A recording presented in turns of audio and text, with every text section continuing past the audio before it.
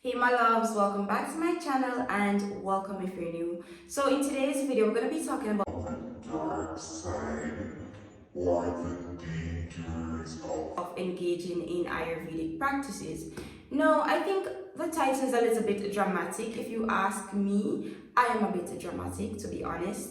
I don't think there's really a dark side to it, so I think a more fitting title would be what happens if you engage in Ayurvedic practices without the proper resources and knowledge. So that is what we'll be talking about in today's video. So Ayurvedic practices originated in India eons ago, before you and I were even a thought, right?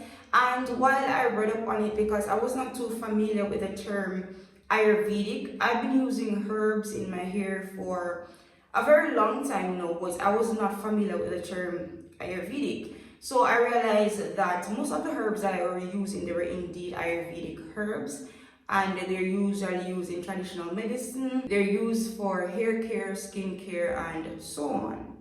So to me, I think Ayurvedic is something like a healthy lifestyle. It's very zen, very namaste, you know.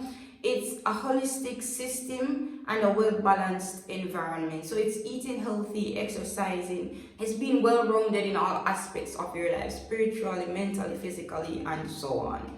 So most of the videos that I've seen of persons talking about Ayurvedic practices are of the benefits, you know, the good side,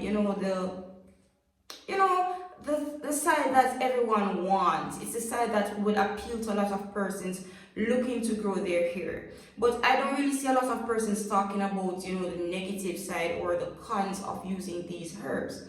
Because I'm going to jump into my personal story quickly here. So I started to use Ayurvedic herbs. I'm going to say herbs because to constantly say Ayurvedic herbs, it's a little bit stressful. So we're going to say herbs, and you know that I'm talking about Ayurvedic herbs, right? So I started to use herbs in my hair around 2020 with aloe vera, because I guess aloe vera would be classified as, you know, that type of herb. Even though it's not really a herb, it's more of a plant, but it would be categorized as that, right? So I started to use aloe vera, and then skip forward to the January of 2022. I started to create this meringue, rosemary, and aloe vera like tea blend type thing, and I would be using that in my hair weekly. So I was not aware that meringue contained a significant amount of protein.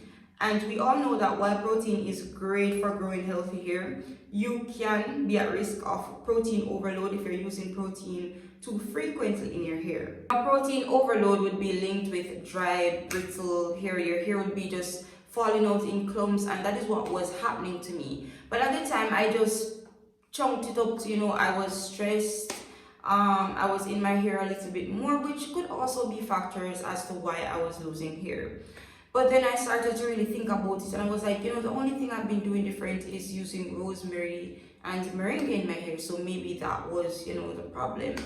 And lo and behold, I stopped using it for a bit, and my hair stopped falling out to that degree. And after a while, I realized that the length of my hair was coming back. So before doing that tea mix, my hair was like on its way to waist length. I was like mid back going down. And after that traumatic event, the way I like to phrase it, I got my hair to like a little bit below shoulder length, a little bit above bra strap, like right there. So I lost a few inches of my hair. So that leads me to my first negative point, which is protein overload. So a lot of these Ayurvedic herbs that persons are using, like fenugreek seed, almas, spirulina, moringa, they contain significant amount of protein. And as I said earlier, while protein is great for helping you strengthen your hair to get that bounce and volume and, you know, all of that, I always say too much of one good thing is good for nothing. So too much protein in your hair is going to cause your hair to become dry and brittle, and instead of reaping the benefits, you will be ended up with damaged hair. So if you plan on using these herbs, because this video is not to trash or bash any herbs, because as I said, they're all amazing for growing healthy hair. So if you do plan on using these herbs in your hair, please, I beg you, do not use them weekly, do not use them every day. If you do plan on using it, I would say do it like every 2 weeks to a month, right? And make sure that the concentration that you're using is not too much or too potent that is going to damage your hair. And in the case that you feel as though you want to incorporate herbs in your weekly routine, then do it in very small dosages and you should be fine. But try your best to not overuse these herbs, as they weren't meant to be used every day. And if you do use them every day, then you will end up with negative results instead of positive results. And for me, I remember like making a hair tea on my channel and someone commented that the amount of herbs that I was using, it was merengue and rosemary, it was not enough. I needed more leaves. And in my head, I was like, Miss Ma'am, like, what do you know about me and my hair? Obviously, I wasn't going to say that because that would be very, disrespectful, and I'm a very respectful person. So I did not say that out loud, but I was thinking it because I've had experience in the past that I am now familiar with the amount of herbs that is safe for me to use in my hair. So I always say research, experiment. Please do not just take what I am saying and what other persons who talk about hair says. You need to ensure that what we're saying is truth and it's actually factual. And I'm not just coming here and preaching because I want the views and so on, So please do your own research on any herbs that you decide to do in your hair, and also experiment. And if you experiment, start in small dosage, and over time you can take your time and build up on that. So we're moving on to the second point, which is an allergic reaction. So while using these herbs, you can have allergic reactions from mild to severe. So you might have a little redness, a little itching, and you can have full-on swelling and, maybe even unliving in some certain situations. So as I've always said, if you buy a product, do a patch test.